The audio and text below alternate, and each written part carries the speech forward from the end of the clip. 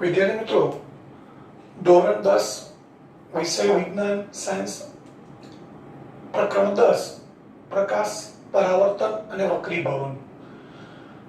મિત્રો, આ પ્રકરણના આગળના વિડિયોની અંદર આપણે પરાવર્તન, એના પ્રકારો, ત્યારબાદ પ્રતિબિંબ અને પ્રતિબિંબના પ્રકારો અને છેલ્લે સમતલ અરીસો જોઈ ગયા. હવે આ વિડિયોની અંદર આપણે ગોલીય અરીસો એટલે શું અથવા ગોલીય અરીસો કોને કહેવાય અને ગોલીય અરીસાના સંદર્ભમાં નીચેના પદો વ્યાખ્યા આપી સમજાવો. એટલે અહીંયા ગોલીય અરીસા માટે કેટલાક પદો છે, શબ્દો છે, જે આપણે અહીંયા આકૃતિની અંદર વ્યાખ્યા સાથે સમજવાના છે. તો સૌથી પહેલા શરૂઆત કરીએ, ગોલીય અરીસો કોને કહેવાય. મિત્રો, સમતલ અરીસાની વાત કરી હતી કે સમતલ અરીસો એટલે જે અરીસાની પરાવર્તક સપાટી સમતલ હોય, સપાટ હોય. આપણે ઘરે જે ડ્રેસિંગ ટેબલમાં જે અરીસો હોય છે એની સપાટી સમતલ હોય છે, તો એને આપણે સમતલ અરીસો કહીએ છીએ. અહીંયા નામ છે ગોલીય અરીસો. તો એની વ્યાખ્યા છે કે જે અરીસાની વક્ર સપાટી જે અરીસાની પરાવર્તક સપાટી વક્રાકાર હોય, એટલે સમતલ અરીસો હોય તો આ સમતલ અરીસાની આ પરાવર્તક સપાટી છે. આ લાઈનો દોરેલી છે, એનો અર્થ એ થાય કે અરીસાના આ ભાગમાં કલર કરેલો છે, એટલે અરીસો અપારદર્શક બની જાય. આ પરાવર્તક સપાટી છે. એના બદલે આપણે આ રીતે લઈએ, આ બહારના ભાગમાં કલર કરેલો છે, તો અંદરની સપાટી વક્રાકાર છે, એટલે આ પરાવર્તક સપાટી છે. એ વક્રાકાર છે, અંદરની તરફ વક્રાકાર છે.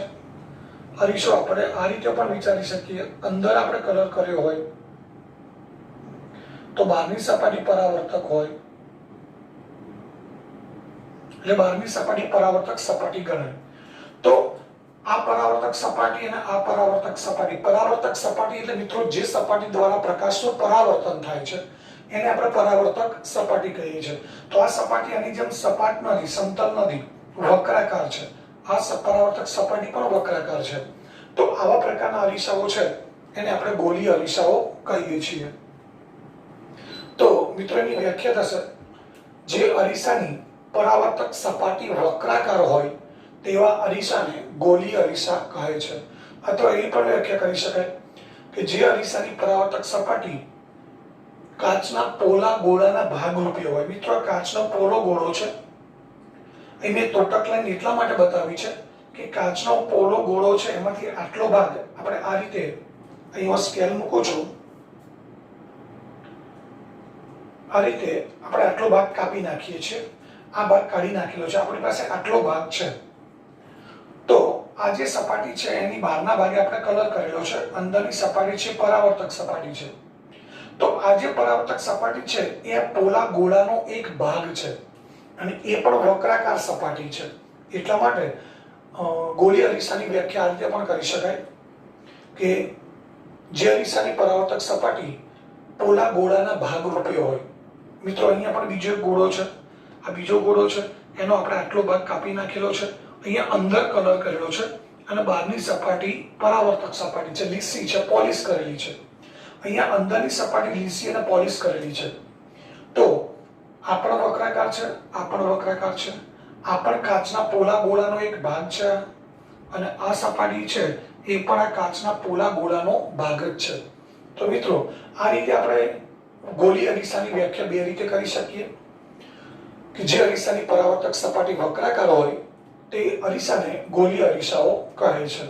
હવે ગોલીય અરીસાઓના પ્રકાર બે છે, એક અંતર્ગોળ અરીસો, બીજો બહિર્ગોળ અરીસો. અહીંયા તમે જોઈ શકો છો, આ એક કાચનો પોલો ગોળો છે, એનો આટલો ભાગ આપણે કાપી લીધો છે. આ ભાગ નથી આપણી પાસે, એ બહારના ભાગમાં આપણે કલર કરી દીધો, ઢોળ ચડાવી દીધો છે, એટલે અંદરની સપાટી છે પરાવર્તક છે. તો અંતર્ગોળ અરીસો કોને કહેવાય? તો જે અરીસાની પરાવર્તક સપાટી અંદરની તરફ વક્રાકાર હોય. આ પરાવર્તક સપાટી છે અંદરની તરફ વક્રાકાર છે, અંદરની તરફ વળેલી છે, તો એને અંતર્ગોળ અરીસો કહેવાય. આ બહિર્ગોળ અરીસો છે, બહારની સપાટી પરાવર્તક સપાટી છે, અથવા તો એની પરાવર્તક સપાટી છે એ બહારની તરફ વક્રાકાર છે. તો બહિર્ગોળ અરીસાની વ્યાખ્યા શું થશે?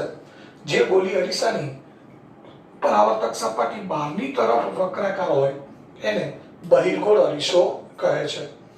ફરી એકવાર, જે ગોળી અરીસાની પરાવર્તક સપાટી અંદરની તરફ વક્રાકાર હોય તેને અંતર્ગોળ અરીસો કહેવાય, અને જે ગોળી અરીસાની પરાવર્તક સપાટી બહારની તરફ વક્રાકાર હોય તો એને બહિર્ગોળ અરીસો કહે છે.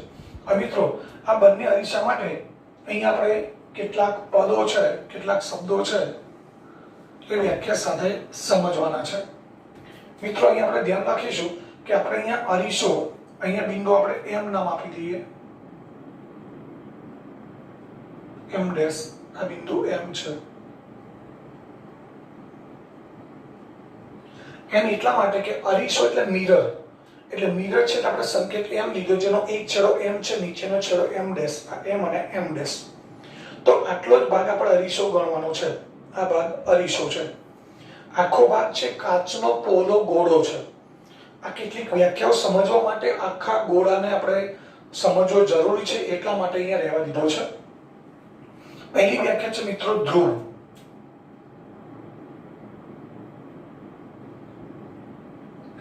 તો અહીં તમે જોઈ શકો છો કે અરીસાની પરાવર્તક સપાટી એમ થી એમ ડેશ સુધી છે. તો અરીસાની જે પરાવર્તક સપાટી છે એનું કેન્દ્ર અથવા એનું મધ્ય બિંદુ, અહીંયા તમે મધ્ય બિંદુ જોઈ શકો છો, આ બિંદુ P છે, એને અરીસાનો ધ્રુવ કહેવાય. એની વ્યાખ્યા થશે ગોળી અરીસાની પરાવર્તક સપાટીના કેન્દ્રને અથવા મધ્ય બિંદુને તે અરીસાનો ધ્રુવ કહે છે. ફરી એકવાર, ગોળી અરીસાની પરાવર્તક સપાટીના કેન્દ્રને અથવા મધ્ય બિંદુને તે અરીસાનો ધ્રુવ કહે છે. મિત્રો, એનો સંકેત છે P,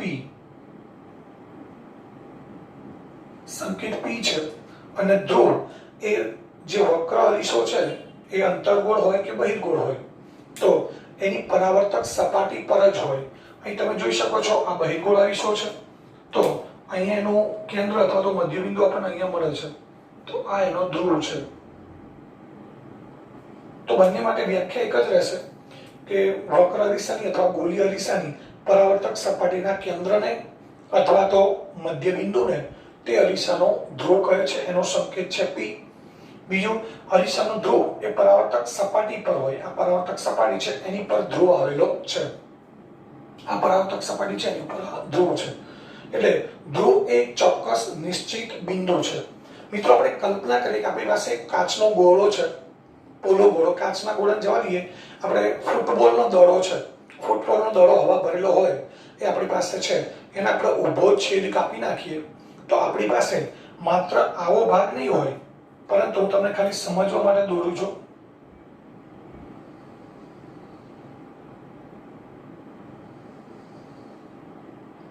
આપણી પાસે આવો બાઉલ અથવા તો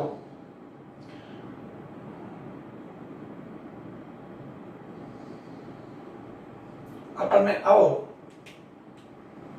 રકાબી જેવા આકારનો બાઉલ અથવા તો રકાબી જેવા આકારનો અરીસો મળશે. મિત્રો, ખાસ ધ્યાન રાખજો, આ માત્ર એક લાઈન નથી. આખો તમે ફૂટબોલ વિચારો, ફૂટબોલ છે હવા ભરેલો, એને આપણે ઊભો છેદ કાપી નાખીએ, આખો ગોળ છે એનો ઊભો છેદ કાપી નાખીએ એટલે આપણી પાસે એક બાઉલ અથવા તો રકાબી જેવા આકારની જે વસ્તુ મળે એને આપણે અંતર્ગોળ અરીસો કહીએ છીએ. આપણે અંતર્ગોળ અરીસાને આપણે આ રીતે સમજવાનો છે. આ સપાટી છે એની કાચની બહારની સપાટી છે, અને આ આગળની ધાર છે, આખો પોલો ગોળો છે, આ આગળની ધાર છે અને આ પાછળની ધાર છે, જેને આપણે ત્રોટક લાઈન વડે દર્શાવી શકીએ. તો આ રીતે આપણને અંતર્ગોળ અરીસો મળશે. અને આ ધ્રુવ છે એ અંતર્ગોળ અરીસાની જે પરાવર્તક સપાટી છે એનું મધ્ય બિંદુ છે. એટલે અરીસાનો ધ્રુવ છે એ પરાવર્તક સપાટી પર હોય છે. હવે ત્યારબાદ બીજી વ્યાખ્યા છે વક્રતા કેન્દ્ર.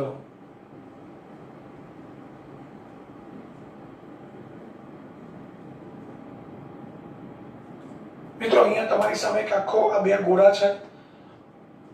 તો વક્રતા કેન્દ્ર કોને કહેવાય? તો અરીસાની પરાવર્તક સપાટી છે, આ અરીસાની પરાવર્તક સપાટી એ આ ગોળાનો જ એક ભાગ છે. તો અરીસાની પરાવર્તક સપાટી જે ગોળાના ભાગ રૂપે હોય તે ગોળાના કેન્દ્રને, આ ગોળાનું કેન્દ્ર છે જેને આપણે C વડે દર્શાવીએ, તો અરીસાની પરાવર્તક સપાટી જે ગોળાના ભાગ રૂપે હોય તે ગોળાના કેન્દ્રને અરીસાનું વક્રતા કેન્દ્ર કહે છે. મિત્રો ખાસ યાદ રાખજો, આ જ્યારે બિંદુ C છે એ ગોળા માટે આપણે વાત કરીએ તો ગોળા માટે એનું કેન્દ્ર છે, પરંતુ આ જે અરીસો છે જે આપણે આ ગોળામાંથી બનાવેલો છે અથવા એમાંથી કાપેલો છે તો એ અરીસા માટે આ વક્રતા કેન્દ્ર કહેવાય અને એનો સંકેત છે C.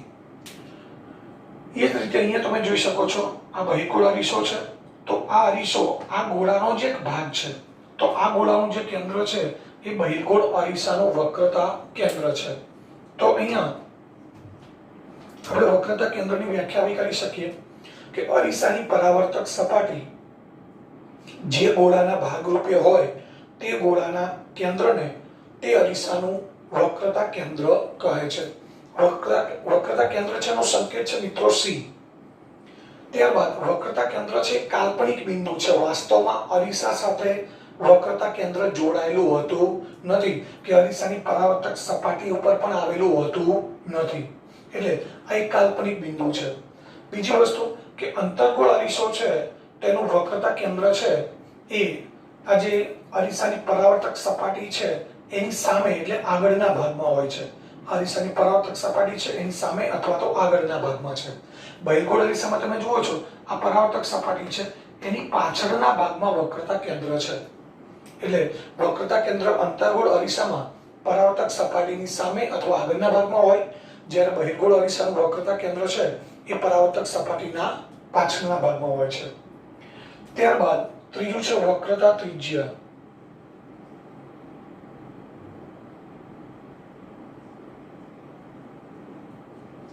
તો વક્રતા ત્રિજ્યા એટલે અહીંયા અરીસાનો ધ્રુવ P અને વક્રતા કેન્દ્ર C વચ્ચેની લંબાઈ અથવા વચ્ચેનું અંતર એને અરીસાની વક્રતા ત્રિજ્યા કહેવાય.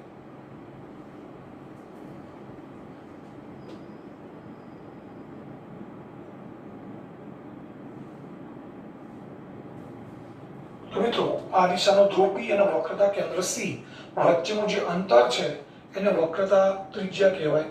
એનો સંકેત છે R, કેપિટલ R. આમ પણ મિત્રો આપણે વિચારીએ કે આ એક ગોળો છે અથવા તો વર્તુળ છે લઈએ તો વર્તુળનું કેન્દ્ર છે ના વર્તુળ પરનું બિંદુ છે, તો વર્તુળના કેન્દ્રને વર્તુળ પરના બિંદુ સાથે જોડતો રેખાખંડ એને આપણે વર્તુળની ત્રિજ્યા કહીએ છીએ.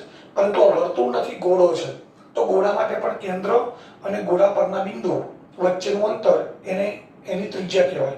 એટલે ગોળા માટે આ ત્રિજ્યા છે, ગોળા માટે PC અથવા CP વચ્ચેનું અંતર એ ત્રિજ્યા છે, પરંતુ આ અરીસા માટે આ વક્રતા ત્રિજ્યા છે. જેમ અહીં આપણે વાત કરી કે બિંદુ C એ ગોળા માટે કેન્દ્ર છે પરંતુ અરીસા માટે વક્રતા કેન્દ્ર છે, તો એ રીતે CP અથવા PC એ ગોળા માટે ત્રિજ્યા છે પરંતુ અરીસા માટે વક્રતા ત્રિજ્યા છે. તો આ પણ PC છે એ ગોળા માટે ત્રિજ્યા છે, અરીસા માટે વક્રતા ત્રિજ્યા છે. તો આ વક્રતા ત્રિજ્યાની વ્યાખ્યા થઈ. હવે ત્યારબાદ મુખ્ય અક્ષ. તો મુખ્ય અક્ષની વ્યાખ્યા છે કે અહીં આપણી પાસે અરીસાનું વક્રતા કેન્દ્ર અને ધ્રુવ બંને છે આપણી પાસે. તો આ બંનેમાંથી પસાર થતી કાલ્પનિક રેખા, મિત્રો ધ્યાન આપજો, આપણે ગોળો છે ને કાપીને અંતર્ગોળ અરીસો લઈએ છીએ કે બહિર્ગોળ અરીસો લઈએ છીએ તો એનો ધ્રુવ હશે અરીસા સાથે, અરીસા ઉપર, જ્યારે વક્રતા કેન્દ્ર હશે નહીં. આ કાલ્પનિક બિંદુ છે. અહીંયા બહિર્ગોળ અરીસો છે તો એનું વક્રતા કેન્દ્ર પણ કાલ્પનિક છે. ધ્રુવથી કેટલા અંતરે છે એ અંતર નિશ્ચિત હોય પણ ત્યાં કોઈ વક્રતા કેન્દ્ર જેવું વાસ્તવિક બિંદુ હોતું નથી.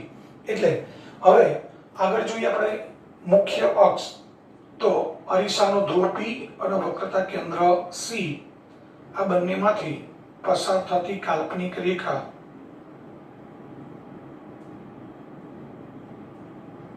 આ કાલ્પનિક રેખા જે પસાર થાય છે એને અરીસાની મુખ્ય અક્ષ કહેવામાં આવે છે.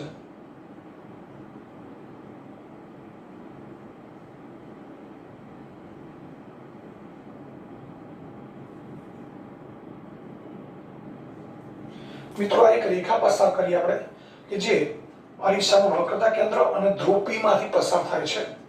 અહીંયા પણ ધ્રુવ P અને વક્રતા કેન્દ્ર C માંથી એક રેખા પસાર થાય છે. મેં અગાઉ વાત કરી એમ કે વક્રતા કેન્દ્ર C કાલ્પનિક છે, ધ્રુવ તો વાસ્તવિક હોય છે, પણ બંનેનું વક્રતા કેન્દ્ર કાલ્પનિક છે, તો આ બંનેમાંથી પસાર થતી રેખા પણ કાલ્પનિક જ હોય. તો એની પરથી મુખ્ય અક્ષની વ્યાખ્યા થશે અરીસાનો ધ્રુવ P અને વક્રતા કેન્દ્ર C માંથી પસાર થતી કાલ્પનિક રેખાને તે અરીસાની મુખ્ય અક્ષ કહે છે. અહીંયા પણ ધ્રુવ P અને વક્રતા કેન્દ્ર C એમાંથી પસાર થતી રેખા એને મુખ્ય અક્ષ કહેવામાં આવે છે. હવે મિત્રો ત્યારબાદ આવે છે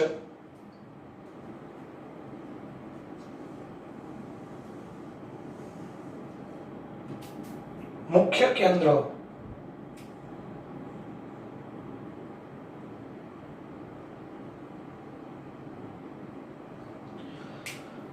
મિત્રો મુખ્ય કેન્દ્ર માટે આપણે અંતર્ગોળ અને બહિર્ગોળ અરીસાના મુખ્ય કેન્દ્રની વ્યાખ્યા અલગ અલગ કરવી પડશે, અને એ વ્યાખ્યા સમજવા માટે આપણે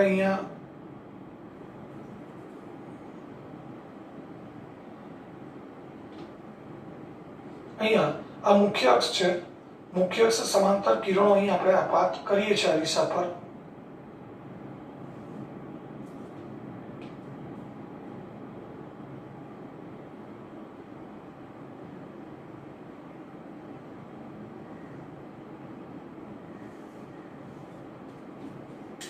આ મુખ્ય અક્ષ સમાંતર કિરણો અહીંયાથી આપણે આપાત કર્યા છે.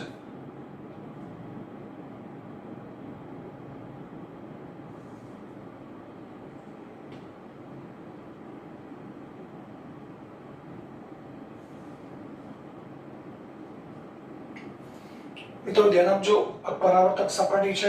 અહીંયાથી પ્રકાશના સમાંતર કિરણો જે મુખ્ય અક્ષને સમાંતર છે એવા કિરણો આપણે આપાત કરીએ છીએ. તો આ જે આપાત કિરણો છે એ અરીસા પર પરાવર્તન પામશે, અને એ પરાવર્તન પામી અને મુખ્ય અક્ષ પરના કોઈ એક બિંદુએ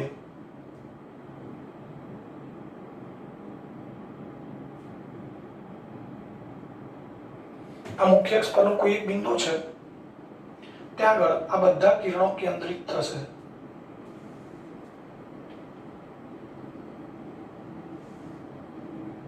આ કિરણો આ રીતે પરાવર્તન પામશે.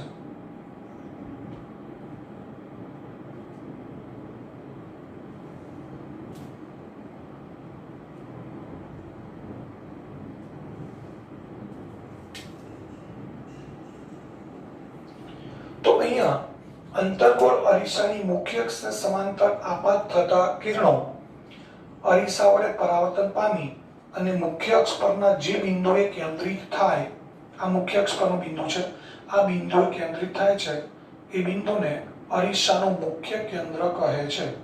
અંતર્ગોળ અરીસાનું મુખ્ય કેન્દ્ર કહે છે. એનો સંકેત છે F. કેપિટલ F એ મુખ્ય કેન્દ્રનો સંકેત છે.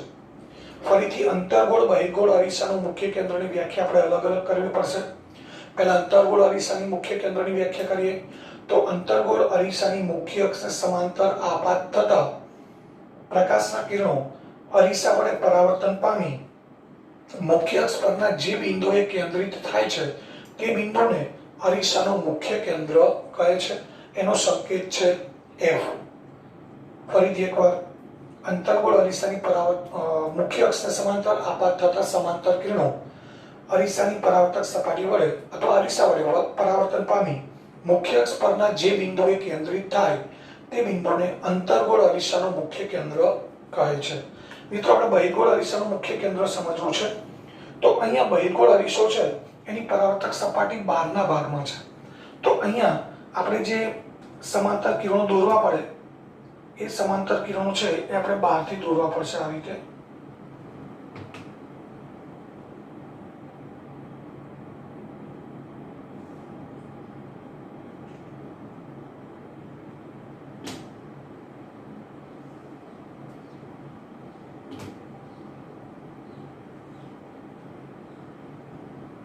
આ સમાંતર કિરણો આપણે આપાત કર્યા છે. મિત્રો એક ખાસ વસ્તુ યાદ રાખવાની છે કે અંતર્ગોળ અરીસા પર મુખ્ય અક્ષ સમાંતર કિરણો જે આપાત થાય છે એ પરાવર્તન પામીને કેન્દ્રિત થાય છે. બધા કિરણો એક બિંદુએ ભેગા થાય છે. જ્યારે બહિર્ગોળ અરીસા પર આ સમાંતર કિરણો આપણે આપાત કર્યા છે, પરંતુ એ કિરણો છે જ્યારે અરીસા પરથી પરાવર્તન પામશે ત્યારે એકબીજાથી દૂર જશે, એ ભેગા થશે નહીં. એટલે અહીંયા આ ખાસ આ બંને અરીસાનો એક મુખ્ય તફાવત છે કે અંતર્ગોળ અરીસા પર મુખ્ય અક્ષ સમાંતર કિરણો જે આપાત થાય છે એ પરાવર્તન પામીને બધા ભેગા થાય છે, જ્યારે અહીંયા જે સમાંતર કિરણો આપાત થાય છે એ પરાવર્તન પામીને એકબીજાથી અહીંથી દૂર જાય છે, એટલે ખરેખર ભેગા થતા નથી. તો મિત્રો અહીંયા આપણે આ જે કિરણો છે એ કિરણને આપણે પરાવર્તિત કરીએ તો ક્યાં ભેગા થાય છે એ આપણે જોવું છે.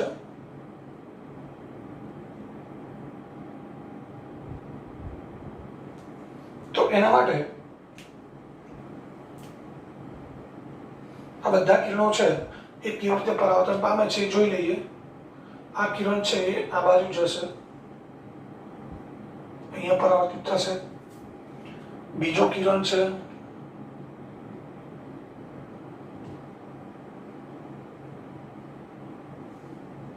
એ આ બાજુ પરાવર્તિત થાય છે. આ કિરણ છે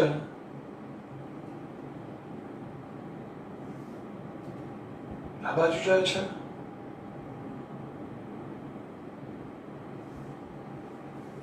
તો બધા કિરણો છે પરાવર્તિત કિરણો. મિત્રો અહીંયા જેમ આ જમણી બાજુ એરો દર્શાવેલો છે એ બધા આપાત કિરણો છે,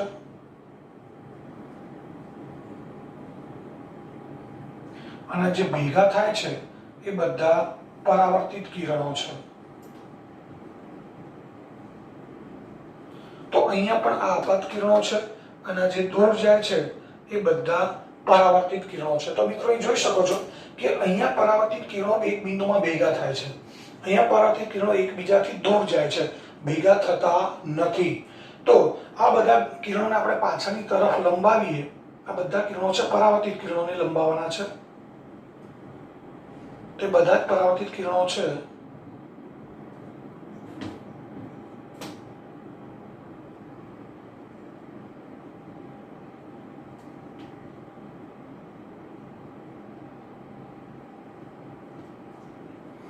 આ બધા પરાવર્તિત કિરણો છે અહીંયા આ બિંદુએ ભેગા થતા નથી, પરંતુ ભેગા થતા હોય તેવો ભાસ થાય છે.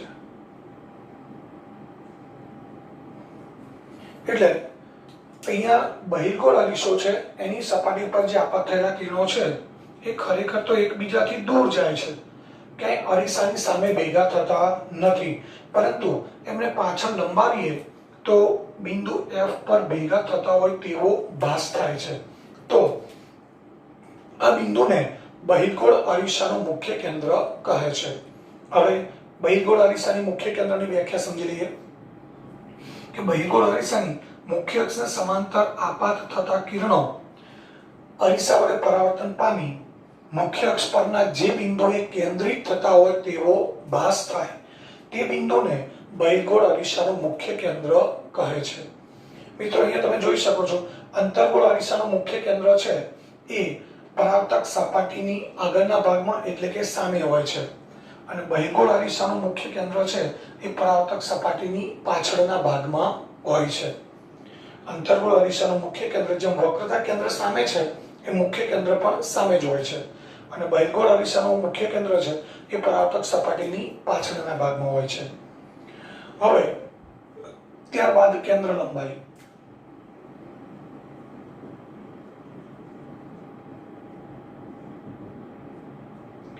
તો મિત્રો હમણાં આપણે વાત કરી હતી એમ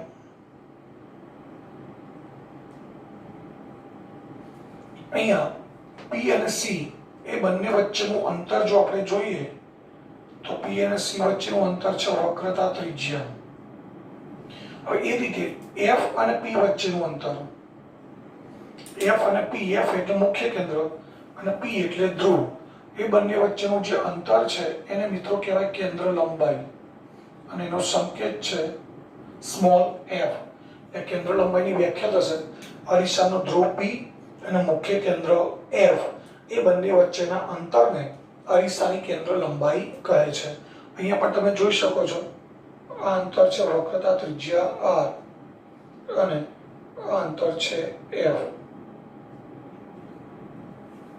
તો અરીસાનો ધ્રુવ P અને મુખ્ય કેન્દ્ર F વચ્ચેના અંતરને અરીસાની કેન્દ્ર લંબાઈ કહે છે, અને એનો સંકેત છે સ્મોલ f. મિત્રો એક ખાસ વસ્તુ યાદ રાખીશું કે આ વક્રતા ત્રિજ્યા r છે એના કરતા કેન્દ્ર લંબાઈ હંમેશા અડધી હોય.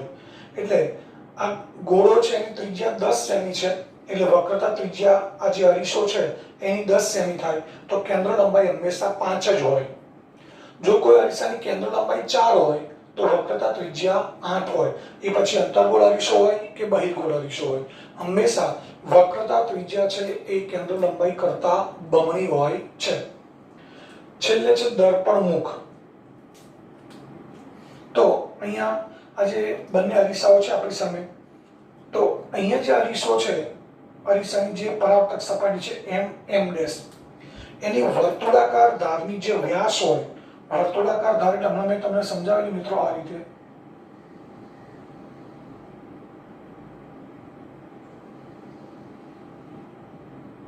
આ વર્તુળાકાર ધાર છે અરીસાની, એનો આ જે વ્યાસ મળે, આ વ્યાસ આટલો ભાગ અહીંયાથી આ, એને અરીસાનું દર્પણ મુખ કહે છે.